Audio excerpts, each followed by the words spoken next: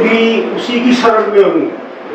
तो कृष्ण भगवान किसी और भगवान का तरफ इशारा कर रहे हैं कि मैं भी उन्हीं की शरण में हूँ। वो भगवान कौन है? देखिए, बात यह है कि हमारे जो वेद शास्त्र हैं वो जब बोलते हैं तो उनको कई कैटेगरी का ध्यान रखना पड़ता है। जैसे कोई भी वक्ता जब मंच पे खड़ा होकर बोलता है तो उसको ध्यान रखना पड़ता है कि बहुत सारे श्रोता हैं। उसी आदि पुरुष नारायण के मैं शरण हूं। गीता ज्ञानदाता कहता मैं भी उसी की शरण में हूं। इस प्रकार दृढ़ निश्चय करके उस परमेश्वर का मनन और निधि ध्यान करना चाहिए। इसी के विषय में आप स्पष्ट हो गया कि गीता ज्ञानदाता ब्रह्म है, वो तत्व ब्रह्म यानी उस अन्य परमात्मा, ये क्षर ब्रह्म है जो गीता ज्ञान दे रहा है श्री कृष्ण जी के शरीर में प्रवेश होकर के, और वो पूर्ण ब्रह्म के विषय में संकेत कर रहा है। कबीर परमेश्वर जी हमें यही बताने के लिए आए थे कि वो तत्व ब्रह्म कौन है, उसकी प्राप्ति कैसे होगी। तो नमस्कार दर्शकों, स्वागत है आपका हमारी आज की बहुत ही महत्वपूर्ण वीडियो में। दर्शकों, आज की वीडियो आपके लिए बहुत ही महत्वपूर्ण होने वाली है, क्योंकि आज की वीडियो में शंकराचार्य स्वामी श्री अभिमुक्तेश्वरानंद सरस्वती जी महाराज से किसी पत्रकार ने प्रश्न किया है कि भगवान विष्णु किस प्रभु की शरण में है, क्योंकि भगवान विष्णु कह रहे हैं कि मैं भी उसी भगवान की शरण में हूँ। तो महाराज जी, वो भगवान कौन है जिसकी शरण में भगवान विष्णु है? तो दर्शकों, हम इसी टॉपिक को लेकर दो संतों के विचार जानेंगे, जिसमें एक तरफ है शंकराचार्य अभिमुक्तेश्वरानंद सरस्वती जी महाराज और दूसरी तरफ है जगत गुरु तत्वदर्शी संत रामपाल जी महाराज। तो दर्शकों, वीडियो अंत तक बस देखिएगा, आपको पता लग ही जाएगा कि भगवान विष्णु किस भगवान की शरण में है और उन्हीं की शरण में जाने को कह रहे हैं। दर्शकों, पहले जानते हैं श्री अभिमुक्तेश्वरानंद सरस्वती जी महाराज जी के विचार। उसी की शरण में हूँ। तो कृष्ण भगवान किसी और भगवान का तरफ इशारा कर रहे हैं कि मैं भी उन्हीं की शरण में हूँ। वो भगवान कौन है? देखिए, बात यह है कि हमारे जो वेद शास्त्र हैं वो जब बोलते हैं तो उनको कई कैटेगरी का ध्यान रखना पड़ता है। जैसे कोई भी वक्ता जब मंच पे खड़ा होकर बोलता है तो उसको ध्यान रखना पड़ता है कि बहुत सारे श्रोता हैं, कोई एक तो श्रोता है नहीं। तो जब बहुत सारे श्रोताओं को ध्यान में रखकर कोई व्यक्ति बोलता है तो कुछ बातें ऐसी बोलता है जो विद्वान लोग समझते हैं और कुछ बातें ऐसी बोलता है जो सामान्य भी समझ जाएं। दोनों का उद्देश्य करके बोलता है। तो उसकी वाणी में सब समाहित होते हैं कि सब लोग समझ लें। तो जो गीता है वो वेद भाष्य है। ये बताया गया है कि सर्वोपनिषदो गावो दोग्धा गोपाल नंदनः पार्थो वत्सः सुधीर भोक्ता दुग्धम गीता अमृतम महत्। माने उपनिषदों का सार उसमें बताया गया। उपनिषद माने वेद, तो वेदों का सार है। तो वेद जब बोलते हैं तो सब प्राणियों के लिए बोलते हैं, और सब प्राणी एक मानसिक स्थिति के नहीं है, अलग अलग लेयर है। वो कौन कौन सा है इसका वर्गीकरण भी वेदों ने ही कर दिया है। उन्होंने बताया है कि 3 तरह के प्राणी हैं, इसीलिए 3 तरह का हमारा उपदेश है। आत्मज्ञान के लिए 3 तरह का उपदेश हम कर रहे हैं, क्योंकि 3 तरह के लोग हैं। वो 3 तरह के लोग कौन हैं? एक तो कर्मी हैं, दूसरे भक्त हैं और तीसरे ज्ञानी हैं। तो इन तीनों के लिए बोलना है। ये 3 कौन हैं? तो बताया कि जिनको ये संसार सच्चा दिखाई देता है कि बिल्कुल सच है, वो तो कर्मी है। और जिनको ये संसार झूठा दिखाई देता है कि है ही नहीं, न था न है न होने वाला है, वो ज्ञानी है। और एक तीसरी कैटेगरी भी बन जाती है जिनको कभी लगता है कि संसार सच्चा है और कभी लगता है कि झूठा है, तो वो तीसरी कैटेगरी है। तो पहली कैटेगरी जिनको संसार सच्चा लगता है वो कर्मी कहे जाते हैं। जिनको लगता है कि संसार है ही नहीं, हो ही नहीं सकता है, वो ज्ञानी है। और जो अभी झूल रहे हैं कि कभी लगता है कभी लगता है नहीं है, वो भक्त की श्रेणी में जाते हैं। तो जो भक्त की श्रेणी में चला जाएगा वो क्या करेगा? उसको स्वयं तो ज्ञान है नहीं, वो तो झूल रहा है, कभी लगता है सही कभी लगता है गलत। तो फिर वो किसी की शरण में जाएगा कि महाराज हम नहीं जानते, आप जानते हो, इसलिए मैं आपकी शरण में हूँ, जो मेरे लिए सही हो वो हमको बता दीजिए। तो 3 तरह के लोग हो गए। अब तीनों तरह के लोगों का प्रतिनिधित्व भगवान को ही करना है, इसलिए भगवान कभी ज्ञानी बन जाते हैं, कभी कर्मी बन जाते हैं और कभी भक्त बन जाते हैं। तो उनको भक्त बन के भी तो दिखाना पड़ेगा ना, क्योंकि भक्तों का जब वो नेतृत्व करेंगे तो उनको विभक्त बन करके बोलना पड़ेगा। इसीलिए भगवान तीनों के लिए बोलते हैं, तो उनकी वाणी को इसी तरह से वर्गीकृत करके समझना चाहिए। दास को आप जानते हैं जगत गुरु तपदासी संत रामपाल जी महाराज जी के विचार। जैसे श्रीमद् भगवत गीता अध्याय नंबर 18 के श्लोक नंबर 62 में गीता ज्ञान दाता कहता है कि अर्जुन, तू सर्वभाव से उस परमेश्वर की शरण में जा जिसकी कृपा से तू परम शांति को और सनातन परम धाम को प्राप्त होगा। यह गीता ज्ञान दाता से कोई और परमात्मा है, और इन नकली आचार्यों से, इन तत्व ज्ञानहीन आचार्यों से कोई पूछता है कि श्रीमद् भगवत गीता जी के अध्याय नंबर 18 के श्लोक नंबर 62 में गीता ज्ञान दाता अपने से अन्य किस परमेश्वर की शरण में जाने को कह रहा है, तो ये तत्व ज्ञानहीन कहते हैं अपने ही बारे में कह रहा है, और किसके बारे में कहेगा? उससे ऊपर कोई परमात्मा ही नहीं है। ये अकल के चोर इन ना गीता का ज्ञान ना इन प्राणों का ज्ञान दुनिया को भ्रमित कर रहे हैं। अब परमात्मा जो कहा करते आज ये सदग्रंथ भी वही बता रहे हैं। देखिएगा श्रीमद् देवी भागवत यानी शक्ति पुराण, दुर्गा पुराण, गीता प्रेस गोरखपुर से प्रकाशित है। इसके कौन है संपादक?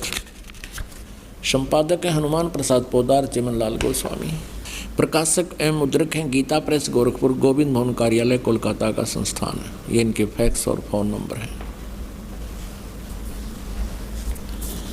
ये देखिएगा इस पवित्र पुराण के पहले सकंद में श्रीमद् देवी भागवत पृष्ठ नंबर 28 पर नारद जी और व्यास जी की गोष्ठी हो रही है। Vyas ji is the writer of 18 Purana and ये चारों वेदों का, गीता जी का और इन 18 पुराणों का, श्री सुधा सागर का ये व्यास जी राइटर है, लेखक है। और ये नारद जी से वार्ता कर रहा है। नारद जी ने कहा, महाभाग व्यास जी, तुम इस विषय में जो पूछ रहे हो ठीक यही प्रश्न मेरे पिताजी ने भगवान श्री हरि से किया था। नारद जी के पिताजी हैं ब्रह्मा जी। देवादि देव भगवान जगत के स्वामी हैं। लक्ष्मी जी उनकी सेवा में उपस्थित रहती हैं। दिव्य कौस्तुभमणि उनकी शोभा बढ़ाती है। वे शंख चक्र गदा लिए रहते हैं, पीताम्बर धारण करते हैं, 4 भुजाएं हैं। यानी पूरी डेफिनेशन बता दी। विष्णु जी हैं, वे चराचर जगत के आश्रयदाता हैं, जगत गुरु एवं देवताओं के भी देवता हैं। ऐसे जगत प्रभु भगवान श्री हरि महान तप कर रहे थे। विष्णु जी तपस्या कर रहे थे, उनकी समाधि लगी थी। यह देखकर मेरे पिता ब्रह्मा जी को बड़ा आश्चर्य हुआ।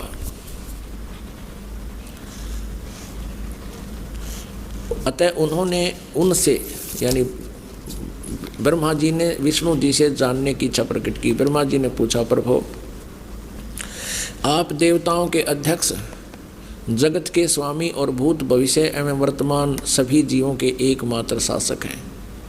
भगवान फिर आप क्यों तपस्या कर रहे हैं और आप किस देवता की आराधना में ध्यान मगन हैं?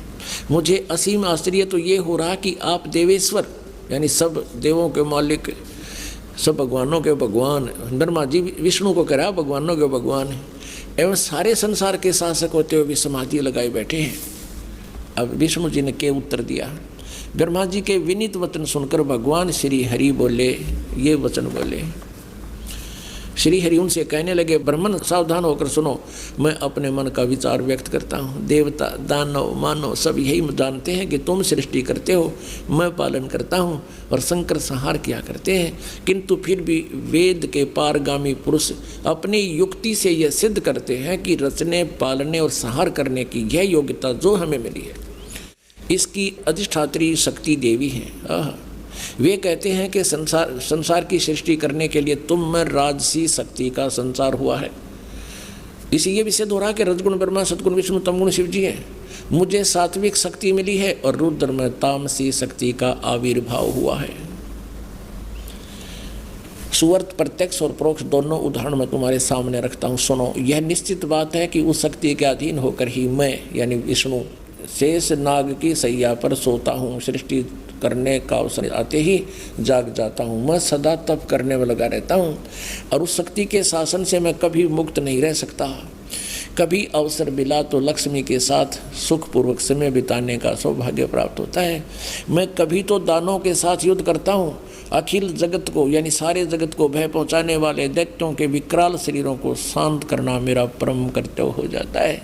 ये भी सिद्ध हो रहा है। परमात्मा कहते कबीर जी, तंदर सुखिया कोई ना देखा, जो देखा सो दुखिया हो। और ब्रह्मा विष्णु महेश्वर दुखिया जिन ये राह चलाई हो। ये कहता मैं सदा तप करने में लगा रहता हूँ और शक्ति के शासन से कभी मुक्त नहीं रह सकता। कभी अवसर मिला तो लक्ष्मी के साथ थोड़ा सा सुखपूर्वक समय व्यतीत करता हूँ और फिर राक्षसों के साथ लट्ठम लट्ठा रहता हूँ, दानों के साथ युद्ध करता रहता हूँ। इनको सुख नाम की चीज़ नहीं। आप पे स्वीकार कर रहे हैं भगवान। और अब देखो विष्णु जी कह रहे हैं मुझे सब प्रकार से शक्ति के अधीन होकर रहना पड़ता है, मैं पराधीन हूँ। और उन्हीं भगवती यानी दुर्गा शक्ति को का मैं निरंतर ध्यान किया करता हूँ, उसी की पूजा करता हूँ। ब्रह्मा जी मेरी जानकारी में, मेरे स्पिरिचुअल नॉलेज में इस भगवती शक्ति से बढ़कर दूसरे कोई देवता नहीं। अब आ लिया अंत विष्णु जी के आध्यात्मिक ज्ञान का। नो कह दुर्गा तो ऊपर कोई भगवान को ना, जितनी मन जानकारी है। अब पुण्यात्माओं, यदि ये दास ये शब्द कह के छोड़ देता कि ब्रह्मा विष्णु महेश दुर्गा आदि और इन ऋषियों में ऋषियों को आध्यात्मिक ज्ञान नहीं था, तो पहली बार जो प्राणी सुने वो उठ कर चला जाने कहे तो नरी बकवाद करे है। और अब ये प्रमाण देख करके वो पुण्यात्मा जो एक आध आए होंगे, नए भक्त भी बहुत आते हैं। इसलिए दास का उद्देश्य होता है कि पहली कक्षा से लेकर और PhD तक का ज्ञान इसी सामूहिक शिक्षा स्थल यानी सत्संग के माध्यम से दूँ, ताकि ये ज्ञान यज्ञ का लाभ सभी प्राणियों को होए। तो यहाँ ये स्पष्ट हो गया कि विष्णु जी को ज्ञान नहीं, ब्रह्मा ना पर ज्ञान नहीं, विष्णु तो पूछे, नारद ने ज्ञान नहीं और व्यास जी को ज्ञान नहीं। और आगे देखिए दुर्गा क्या कहती है। विष्णु जी तो कहते हैं मैं दुर्गा से ऊपर कोई भगवान ने ना मानता, ना मन पता। और अब दुर्गा क्या कहती है, दुर्गा जी क्या कहती है देखिएगा 7वें स्कंद में 562 पृष्ठ पर 7वां स्कंद, वही श्रीमद् देवी भागवत, ये वही पुराण है। अब यहाँ देखिएगा 7वां स्कंद और 562 पृष्ठ। देवी जो है दुर्गा हिमालय राजा को ज्ञान दे रही है। देवी द्वारा हिमालय को ज्ञानोपदेश, ब्रह्म स्वरूप का वर्णन यानी ब्रह्म के बारे में जानकारी दे रही है। श्री देवी कहने लगी पर्वतराज, ये पहले तो अपने बारे में बताती है, फिर अब अपनी को भी रिजेक्ट करती है। कहती है उस ब्रह्म का क्या स्वरूप है यह बतलाया जाता है, जो प्रकाश स्वरूप सबके अत्यंत समीप में स्थित, हृदय रूप गुहा में स्थित होने के कारण गुहाचर नाम से प्रसिद्ध और महान पद अर्थात परम प्राप्य है। वह समस्त प्रजा के ज्ञान से परे है, अर्थात किसी की बुद्धि में आने वाला नहीं है, यह तुम जानो। जो परम प्रकाश रूप है, जो सूक्ष्म से भी अत्यंत सूक्ष्म है, जिसमें संपूर्ण लोक और उन लोकों में निवास करने वाले प्राणी स्थित हैं, वही यह अक्षर ब्रह्म। अब दुर्गा उवा बाई बोल रही है, कदे तो इस ब्रह्म को अक्षर ब्रह्म कहती है, कहीं इसको ब्रह्म कहती है। अब देखना, वही सबके प्राण है, वही सबकी वाणी है और वही सबके मन है। वह यह परम सत्य अमृत अविनाशी तत्व है, सौम्य। उस वेदने योग्य लक्ष्य का तुम वेदन करो, मन लगाकर उसमें तन में हो जाओ। अब हम थोड़ा सा यहीं से ले लेते हैं। उस एकमात्र परमात्मा को ही जाने, दूसरी सब बातों को छोड़ दे। यही अमृत रूप परमात्मा के पास पहुंचाने वाला पुल है। संसार समुद्र से पार होकर अमृत स्वरूप परमात्मा को प्राप्त करने का ये सुलभ साधन है। इस आत्मा का ओम के जप के साथ ध्यान करो। इस अज्ञान में अंधकार से सर्वथा परे और संसार समुद्र से उस पार जो ब्रह्म है उसको पा जाओगे, तुम्हारा कल्याण हो। इसने स्पष्ट कर दिया। अपनी पूजा को भी कह दिया मत करो, मेरी पूजा भी एकमात्र परमात्मा को ही जाने, दूसरी सब बातों को छोड़ दे। उसका ओम नाम है और ब्रह्म, ओम नाम के जाप से ब्रह्म प्राप्ति उद्देश्य रखो। ब्रह्म की जाप करो, ब्रह्म का जाप करो। और वो कहाँ रहता है? वह यह सब का आत्मा ब्रह्म ब्रह्मलोक रूप दिव्य आकाश में स्थित है। अब क्लियर कर दिया दुर्गा ने कि केवल ब्रह्म की पूजा करो, उसका ओम जाप है, वो ब्रह्मलोक में रहता है। अपने आत्माओं दुर्गा जी ने, देवी ने, जो इन ब्रह्मा विष्णु महेश से सुप्रीम है, इन्होंने इन ब्रह्मा विष्णु महेश नारद व्यास के सब के ज्ञान को रिजेक्ट कर दिया। अब देवी कहती है केवल ब्रह्म ही फाइनल गॉड है, कंप्लीट गॉड है। अब ब्रह्म क्या कहता है? ब्रह्म श्रीमद् भगवत गीता अध्याय नंबर 8 के श्लोक नंबर 13 में जो श्री कृष्ण जी में प्रवेश करके ये काल ब्रह्म बोल रहा है, ये कहता है कि ओम इति एक अक्षरम ब्रह्म व्यवहारन माम अनुस्मरण। ओम यह एक अक्षर मंत्र है, उच्चारण करके सिमरण करता हुआ जो शरीर छोड़कर जाता है, यानी आखिरी सांस तक जो मेरे ओम नाम का जाप करता रहता है, वो मेरे वाली परम गति को प्राप्त होता है। और फिर ये गीता ज्ञानदाता ब्रह्म क्या कहता है? चौथे अध्याय के 5वें और 9वें श्लोक में, दूसरे अध्याय के 12वें श्लोक में श्रीमद् भगवत गीता में कहता, अर्जुन तेरे और मेरे बहुत जन्म हो चुके, तू पहले भी था, मैं भी था, ये राजा लोग भी थे, ये सैनिक भी थे, और ये ना सोच हम आगे ना जन्माएंगे। मेरे जन्म और कर्म अलौकिक है। तो पुण्यात्माओं, अब गीता ज्ञानदाता क्या कहता है? 18वें अध्याय के 62वें श्लोक में कहा कि अर्जुन तू सर्वभाव से उस परमेश्वर की शरण में जा, उसकी कृपा से तू परम शांति को और सनातन परम धाम को प्राप्त होगा। सनातन परम धाम कौन सा है? सतलोक। उसके बारे में 15वें अध्याय के 1 से लेकर 4 श्लोक में कहा है कि तत्वदर्शी संत ऐसा होगा जो सब उल्टे लटके संसार के सभी पार्ट्स बता देगा, उसके विभाग बता देगा। उसके पश्चात उस परम पद परमेश्वर की खोज करनी चाहिए, जहाँ जाने के बाद फिर साधक कभी लौटकर संसार में वापस नहीं आता, अर्थात उसको पूर्ण मोक्ष हो जाता है। इससे सिद्ध है कि गीता ज्ञान दाता ब्रह्म से भी ऊपर कोई सुप्रीम पावर है, और वो परम अक्षर ब्रह्म है। उसका अभी आपको उल्लेख बताया था 8वें अध्याय के प्रथम श्लोक में। अर्जुन ने पूछा था कि 7वें अध्याय के 29वें श्लोक में जिस तत्ब्रह्म के बारे में आपने बताया, वो किम तत्ब्रह्म, 8वें अध्याय के 3रे श्लोक में कहा कि वो परम अक्षर ब्रह्म है। तो इससे सिद्ध हो गया कि न ब्रह्मा ने ज्ञान, न विष्णु ने ज्ञान, न शिव ने ज्ञान, क्योंकि ब्रह्मा और विष्णु शिव एक ही सत्र का ज्ञान रखते हैं। और न दुर्गा को कंप्लीट ज्ञान, वो ब्रह्म को फाइनल बता रही है। और ब्रह्म कहता है मेरे और तेरे तो बहुत जन्म हो गए, जन्म मृत्यु सदा ये दुख बना रहेगा, परम शांति नहीं हो सकती। यदि तूने मेरी शरण में रहना है तो उठा लठ और कर युद्ध, ऐसा यहाँ करना ही पड़ेगा। और तुझे परम शांति चाहिए तो उस परमेश्वर की शरण में जा, ये फाइनल कर दिया। अब आपको दिखाते हैं कि सतयुग के ब्राह्मणों ने किसा वेद ज्ञान था। देखिएगा पुण्यात्माओं, सौभाग्य है आप जी का, आपको ये अमृत ज्ञान सुनने को मिल रहा है। सौभाग्य आपका, आपको ये अमृत ज्ञान सुनने को और देखने को मिल रहा है। ये छठा स्कंद संक्षिप्त देवी भागवत 414 पृष्ठ पे जन्मेजय ने पूछा, महाभाग किस युग में कैसा धर्म का स्वरूप है, इस संपूर्ण विषय को विशेष रूप से बताने की कृपा कीजिए। व्यास जी बोले, राजन यह निश्चय है कि सतयुग में ब्राह्मण वेद के पूर्ण विद्वान थे। देखिए व्यास जी कह रहे हैं कि सतयुग में ब्राह्मण वेद के पूर्ण विद्वान थे, और उनके द्वारा निरंतर भगवती जगदम्बा यानी देवी का, दुर्गा की आराधना होती थी। भगवती का दर्शन करने के लिए उनका मन सदा ललायित रहता था।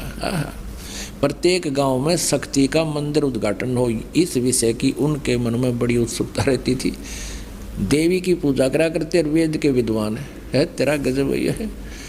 अरे ये सतयुग में ये मंदिर का लठी कटवाए नकली ब्राह्मणा ने, ये काम बिगाड़ रखा सारा, अपने स्वार्थ बस अपने चेले बिठा दिए, उन्हें पूजा लागी, इनकी मौज माचगी। प्रत्येक गांव में शक्ति का मंदिर हो। अब यहाँ क्या बता, देखिए ये तो सतयुग के ब्राह्मणों की स्थिति। अब कलयुग के ब्राह्मणों की स्थिति थी, और सुन लो इसी पवित्र पुराण में। धर्म की यही स्थिति त्रेता में भी रही, परंतु कुछ ह्रास हो गया था। सतयुग की जो स्थिति थी वह द्वापर में विशेष रूप से कम हो गई थी।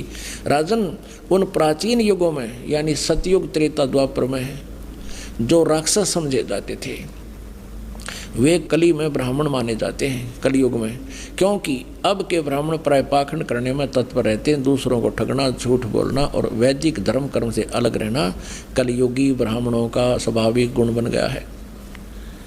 पुण्यात्माओं, परमेश्वर ने 600 वर्ष पहले कहा था, वेद पढ़े पर वेद न जाने, ये बाँचे प्राण 18। और पत्थर को ये पत्ते खुआवे, भूल गए सिरजनहारा। वेद पढ़े वेद नहीं जाने, और ये बाँचे प्राण 18। और क्या कहेगा पता नहीं, लेकिन पुराणों में क्या लिखा हुआ है, ब्रह्मा जी अजरो अमर हैं, सर्वेश्वर हैं, महेश्वर हैं, इनकी कोई माता पिता नहीं, यही समृद्ध शक्ति है। और ये जन्मते मरते नहीं। और पुराणों में लिखा है ये जन्मते और मरते हैं, इनका तो जन्म और मृत्यु होती है। यही अपनी देवी पुराण आपको स्पष्ट करेगी। पुणात्माओं, जब तक हम अपने उन पवित्र सदग्रंथों से स्वयं परिचित नहीं होंगे तो हमारे अंदर जो जमा हुआ ये युगों युगों का लोक वेद या दंत कथा हटे नहीं।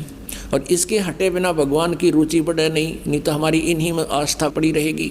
तो दास का उद्देश्य यही है कि आपको रूबरू करा दूं, ताकि आप प्रत्यक्ष प्रमाण देकर भगवान को पहचान सकें और ज्ञान समझ सकें। और ज्ञान समझ में आ गया फिर तो ये परमात्मा की महिमा बच्चा बच्चा गाया करेगा। और कोई भी नहीं कहेगा कबीर इज गॉड, अब तेनों क्या छोड़ किसने कबीर गॉड बना दिया, देख लो भाई, सुन लो, उस कबीर दानक न भगवान बतावे। यानी 1000 लाख करोड़ आदमी ये कहने वाले मिलेंगे। और फिर क्या होगा, एक भी विरोध करनिया नहीं होगा।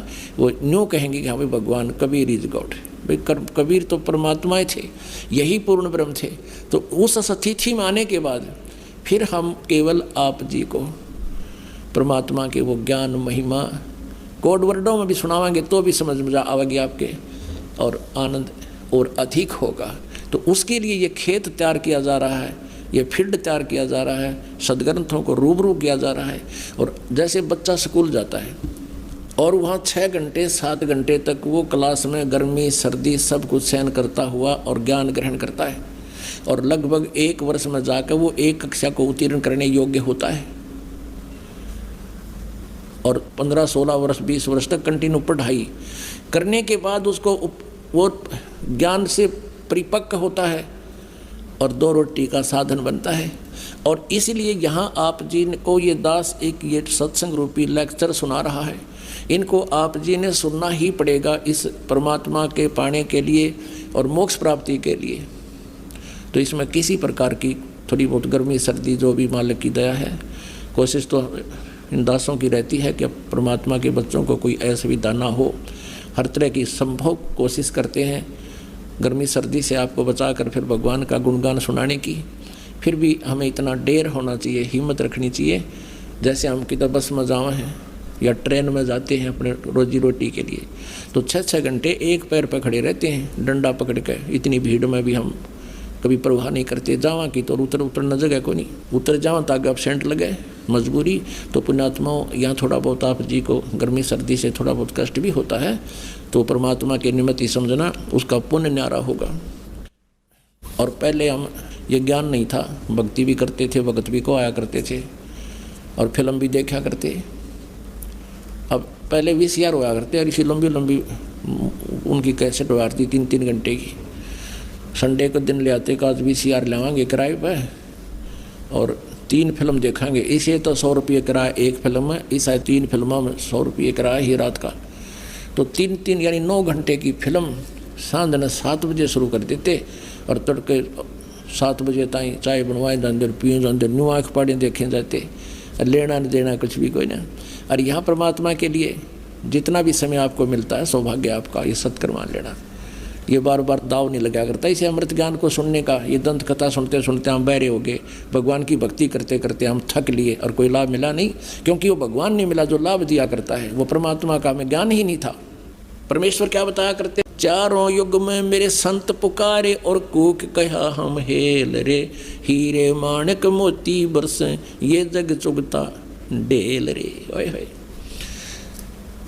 जैसे ऋग्वेद मंडल नंबर 9 सूक्त नंबर 86 मंत्र नंबर 26 और 27, ऋग्वेद मंडल नंबर 9 सूक्त नंबर 82 मंत्र 1, 2, 3, ऋग्वेद मंडल नंबर 9 सूक्त 82 मंत्र 1, और भी अनेक स्थानों पर ऋग्वेद मंडल नंबर 9 सूक्त 96 के मंत्र 16 से 20 तक ये स्पष्ट किया है कि वो परमात्मा सतलोक से गति करके आता है। वो कबीर देव है, कबीर साहब, और अपनी अच्छी आत्माओं को मिलता है।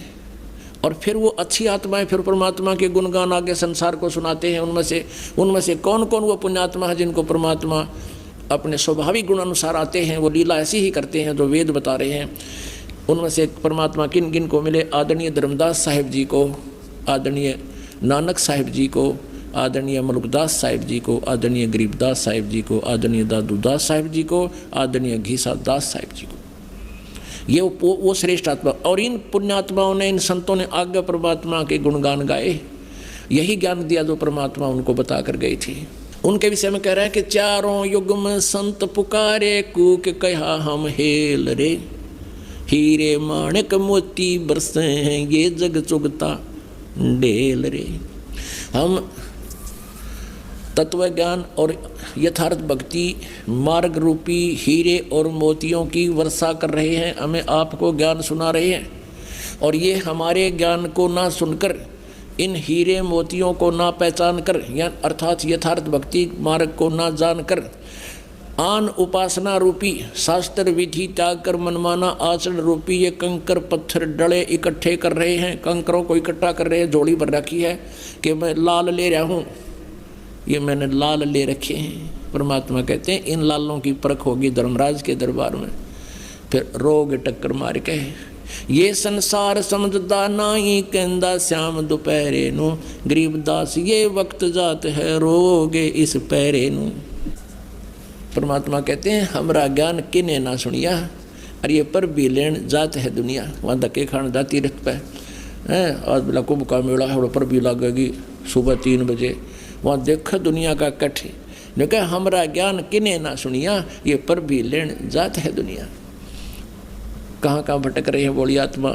मैं रोवत हूँ सृष्टि को या सृष्टि रोवे मोहे, गरीब दास कबीर साहब कहते हैं इस वियोग को हो समझ ना सकता कोई। आप तो मुझे ढूंढ रहे हो, कबीर भगवान कह रहे हैं, और मैं तुम्हें रो रहा हूँ कि मैं तुम्हारा पिता हूँ, तुम्हारे लिए भटक रहा हूँ, तुम कितने कष्ट उठा रहे हो, तुम मेरी शरण में आ जाओ, तुम्हें यहाँ भी सुख दूंगा, और यहाँ तो इस काल के लोक में तुम्हें भाग्य से अधिक कोई नहीं दे सकता, वो मैं दूंगा, जो आवश्यक होगी वही दूँ। परमात्मा कबीर जी ने 600 वर्ष पहले कहा था कि धर्मदास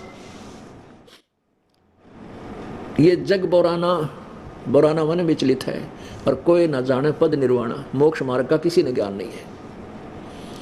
यही कारण मैं कथा पसारा, अब मैं तुमसे कहूँ यही कथा तुम जगजीव सुनाओ, सब जीवों का भरम नसाओ।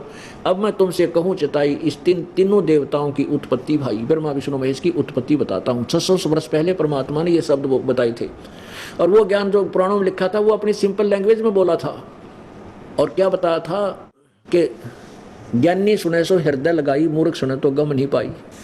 अब बुद्धिमान होगा वो तो समझेगा कि संत जो बता रहा सच्चाई है, और प्रमाण दिए जाएंगे साथ में आपको।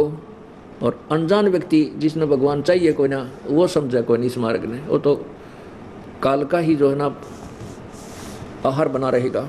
अब क्या कहते हैं, धर्मदास ये जग बोराना, कोई न जाने पद निर्वाणा, यही कारण मैं कथा पसारा, जग से कहिए एक राम नियारा। यही ज्ञान जग जीव सुनावो, सब जीवों का भरम नसावो। अब मैं तुमसे कहूँ चिताई ही त्रिदेवन की उत्पत्ति, भाई इन तीनों देवताओं की उत्पत्ति बताता हूँ। कुछ संक्षेप कहूँ गौराई, सब संशय तुमरे मिट जाई। ज्ञानी सुने सो हृदय लगाई ही, मूर्ख सुने तो गम ना पाई। समझदार सुनेंगे तो तुरंत स्वीकार करेंगे, सीने से लगाएंगे इस ज्ञान को कि महाराज जी ने तोड़ पाड़ दिया, कमाल कर दिया। और साथ में ये आपको सदग्रंथ दिखाऊंगा, फिर संशय नहीं रहेगा कि ये कच्चा काम है। ज्ञानी सुने सो हृदय लगाई, मूर्ख सुने तो समझ में न आई। माँ अष्टंगी पिता निरंजन, ये दम जारण वंशन अंजन। पहले की निरंजन राई, पीछे से माया उपजाई। माया रूप देख अतिशोभा, देव निरंजन तन मन लोभा। काम देव धर्मराय सताए, देवी को तुरंत खाए। पेट से देवी करी पुकारा, हे साहेब मेरा करो उभारा। टेर सुनी तब ता हम आए, अष्टंगी को बंद छुड़वायो। धर्मराय को हिकमत कीना, नक्श रेखा से भग कर लीना। धर्मराय कीने भोग विलासा, माया को रही तब आशा। 3 पुत्र अष्टंगी जाए, ब्रह्मा विष्णु शिव नाम धराए। परमेश्वर ये बंदी छोड़। 600 साल पहले परमात्मा ये भगवान थे, भगवानों के भगवान थे कबीर जी। जिन जिन पुराणों को हमारे ब्राह्मण गुरु और ऋषि नहीं समझ सके, इनमें क्या लिखा परमात्मा ने पहले ही बोल रखा अपनी सिंपल लैंग्वेज में। कहते हैं इन ब्रह्मा विष्णु महेश की मैं तीनों देवताओं की उत्पत्ति सुनाता हूं। अब मैं तुमसे कहूं चिताई तीन देवों की उत्पत्ति भाई, माँ अष्टंगी, पिता निरंजन। इनकी माता दुर्गा है और पिता इनका ज्योति निरंजन युग काल है। और कहते हैं तीन पुत्र अष्टंगी जाए, ब्रह्मा विष्णु शिव नाम धराए। गुण तीनों की भक्ति में ये भूल पड़ो संसार, कहे कबीर निज नाम बिना भाई कैसे उतरे पार। अब ब्रह्मा विष्णु महेश बताया और फिर गुण तीनों की भक्ति में रजगुण ब्रह्मा, सतगुण विष्णु, तमगुण शिव जी की भक्ति में ये भूल पड़ा संसार। सभी भूल रहे हैं और कहे कबीर निज नाम बिना क्यों कर उतरोगे पार। उस सार नाम बिना तुम पार नहीं हो पाओगे। अब ये ज्ञान परमेश्वर ने 600 वर्ष पहले बोला था, लेकिन इन अज्ञानी ऋषियों ने, गुरुओं ने और इन विवेकहीन ऋषियों ने परमेश्वर के इस ज्ञान को दबा दिया, ऊपर नहीं आने दिया।